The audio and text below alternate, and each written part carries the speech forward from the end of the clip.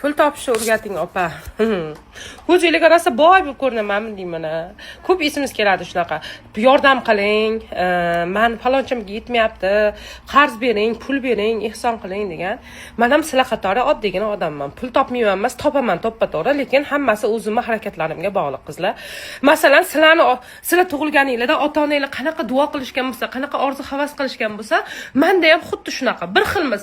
Sizlarda bor miya, menda ham bor, sizlarda bor qo'l oyoq, bir xilmiz. Tana tuzilishimiz, burun, ko'z bir xil.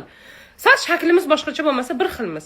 Sizlarda faqat harakat kerak bo'ladi. Qaranglar, mayli, sizlarga bitta maslahat. Nigoraxonga yozasizlar, profil shapkani tepada ham bor.